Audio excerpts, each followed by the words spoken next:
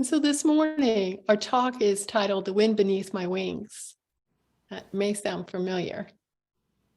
And we know that sometimes poems or songs can take on a life of their own. And that can surely be said about this song, The Wind Beneath My Wings, or it's sometimes simply called Hero. The song was written in 1982 by Jeff Siblar and Larry Henley.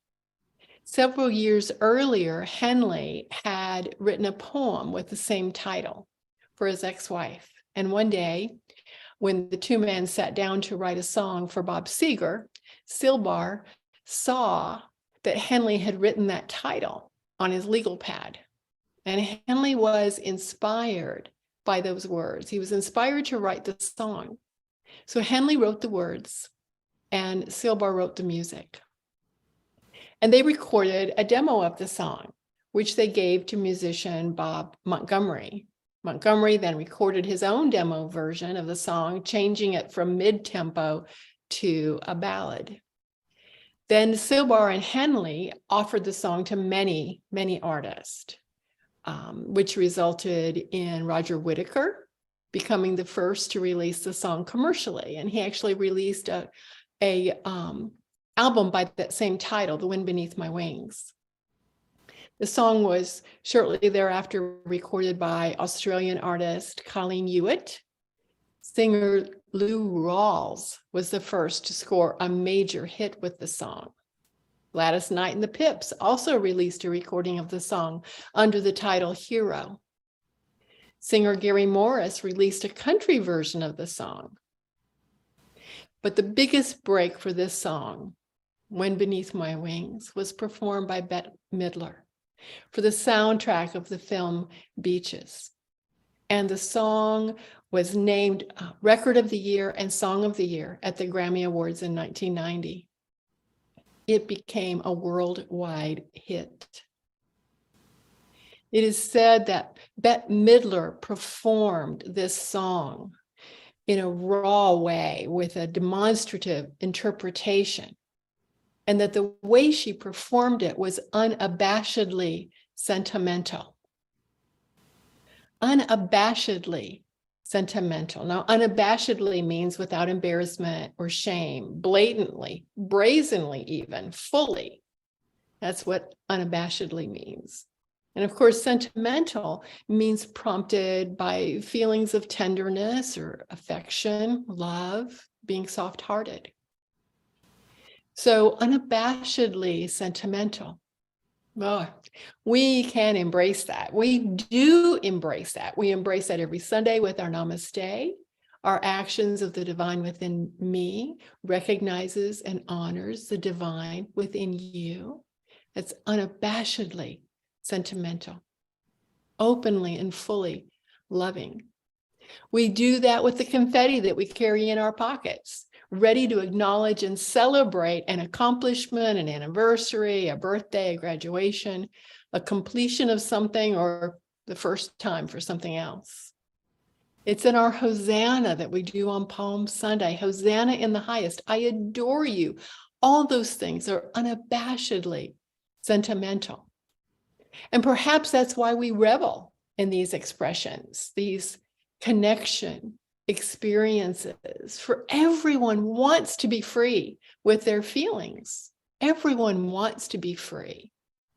I believe it's in the heart of everyone, this desire to express without fear of rejection or being mocked, this deep love that we possess, this deep love that we all possess. Just as we heard when Aaron presented the absolute word today, because of my divinity, I am deeply secure. Say that with me. Because of my divinity, I am deeply secure. I didn't give you much warning. Let's do that again. Because of my divinity, I am deeply secure. We see this beautifully expressed by the Father that's represented in the parable of the prodigal son. The younger son, after having gone from home and spending all his money in wild ways, returns. And we find this in the Gospel of Luke. The father tells everyone, referring to his son, he was lost and is found. So they began to celebrate with the father exclaiming, "For this son of mine was dead and has now returned to life." Unabashedly sentimental, fully loving, freely expressing. And yes, we all want to express our hearts so freely. For I believe we come into this world ready to hug and love everybody until we learn to fear.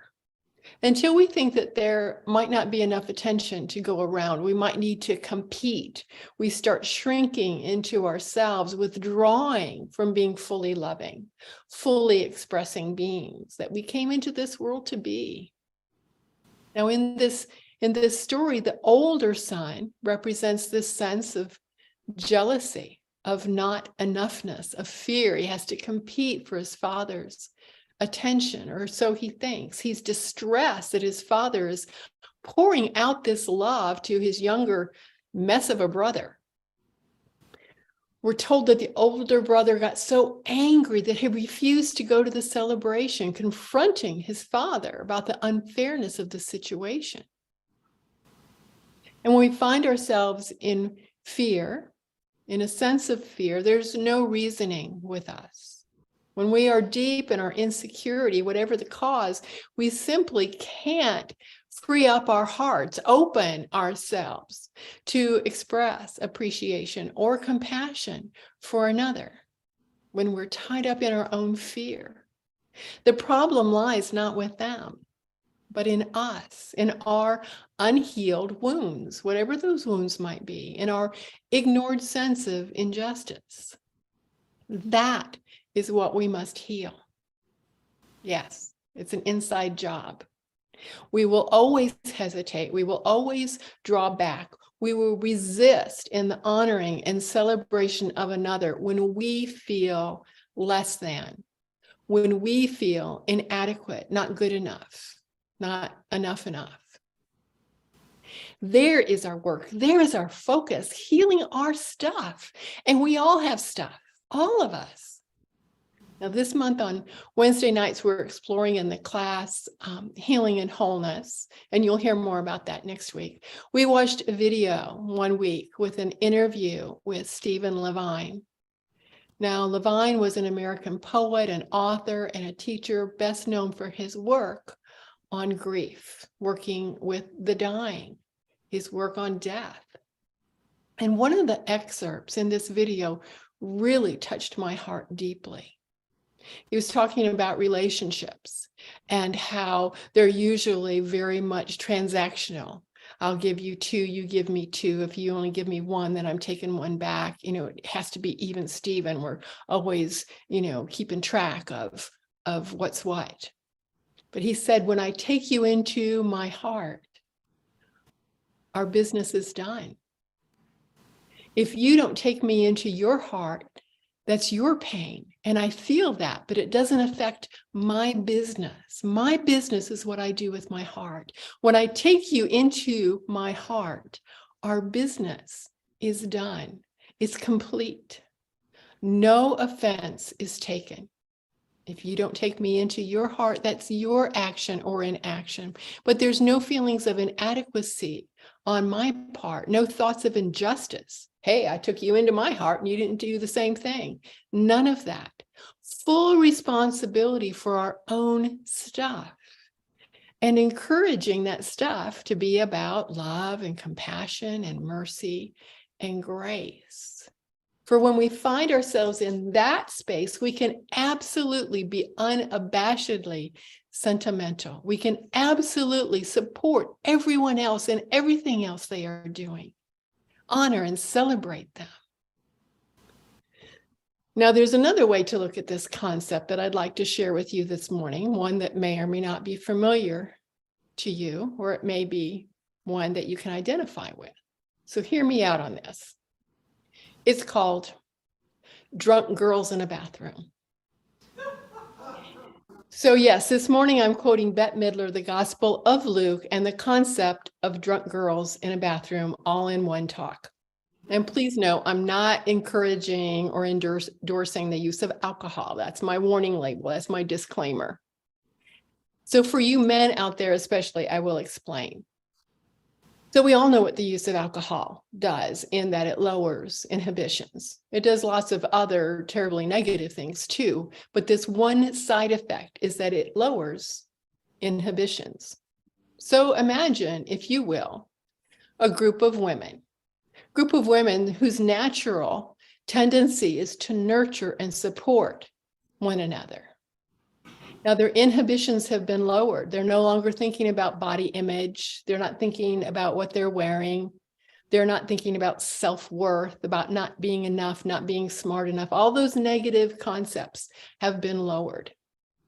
So what remains is a group of women, a sisterhood of women simply wanting to help one another, complimenting each other, loaning each other lipstick, offering tissues, or more likely toilet paper, paper towels to someone who's crying, comforting them, pouring out every ounce of nurturing that they have freely to total strangers, acknowledging that sisterhood, supporting one another just because they are there. So consider the term drunk usually means to consume too much alcohol, but you've also heard the term drunk on love, because according to Webster, drunk can also mean dominated by an intense feeling. So that's how we're going to hold on to this word, drunk, as dominated by love, secure in knowing who we are. Our fears have been diminished by the deep love that we feel, by the grounding that we feel, knowing that we are truly 100% divine as well as 100% human. We trust in the oneness that we know. Now, I've used this term, drunk girls in a bathroom, many times to describe this way of being, of freely sharing. So as I was preparing for today's message, I was surprised to learn that there's actually a song by that name. Who knew? It was released in 2019 by singer Caroline Watkins and describes pretty much what I just shared.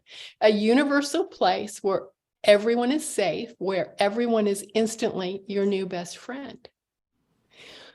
We can do this, men and women alike, without alcohol, rather with the very love of our being, reducing our inhibitions, reducing our fears, and allowing us to be the very best versions of ourselves, expressing that love and compassion, dominated in a sense, guided by the intense feeling of knowing that all is well, that there's absolutely nothing to fear. There's no competition in God, and that God is everywhere present, unabashedly sentimental, living out loud with confetti in our pockets and love in our hearts, adoring one another every day, not only on Hosanna Palm Sunday, but every day. It takes great strength to be this free with our love. It takes a great sense of security to be this free with our love. It takes great courage to be less reserved and more forthright with our feelings of admiration. Now, we cannot unlearn the lessons that are ingrained in us to be fearful. We cannot simply gloss over any sense of not good enough, those messages of unworthiness. We can't simply disregard lessons that we've learned about being competitive, that there isn't enough to go around. We can grow through them. Grow, G-R-O-W, grow. That's right. There will be some discomfort, resistance, even clawing to keep them, for the known is better than the unknown, or so we think. But God is our source, the source of all good. There's no lack in the divine. There's no lack in the essence of God. This expansiveness may be foreign to us, but in this unknown lies our freedom to open our hearts, our freedom to truly be unabashedly sentimental in every area of our lives and with everyone we meet, to face the day with joyful anticipation, knowing deeply in our souls that good is on the way. I can hardly wait to see what good comes to me this day. I can hardly wait to be delighted. Surprise me, precious Spirit. Delight me. This intention sets the stage to be open to the good coming our way with delicious anticipation. And this approach to life, to each day, leaves us ready and willing to praise another, to support each person in their struggle, to see the good in all, God everywhere present, without fear of rejection or mockery, to be fully and completely expressions of love, from the tops of our head to our wiggling toes, to be expressions of love. Some of the lyrics in that song, Wind Beneath My Wings. Did you ever know that you're my hero and everything I would like to be? I can fly higher than an eagle, for you are the wind beneath my wings. We all have heroes, young and old, those like us and those most unlike us. So consider who might be your hero. Who might benefit from hearing words of appreciation from you today? You may have someone in mind, a close friend, a family member.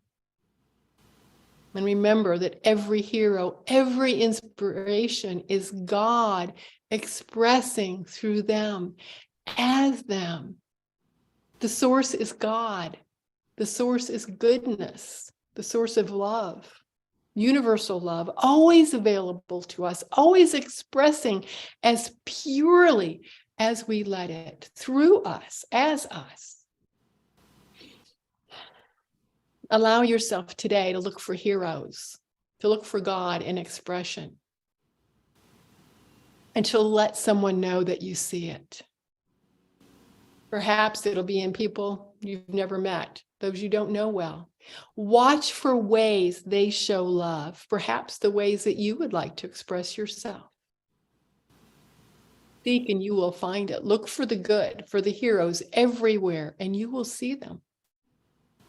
Fred Rogers of Mr. Rogers' Neighborhood used to say, in every chaotic and extreme situation, look for the helpers. For when he was a boy and he would see scary things in the news, that's what his mother would say to him. Look for the helpers. You'll always find people who are helping.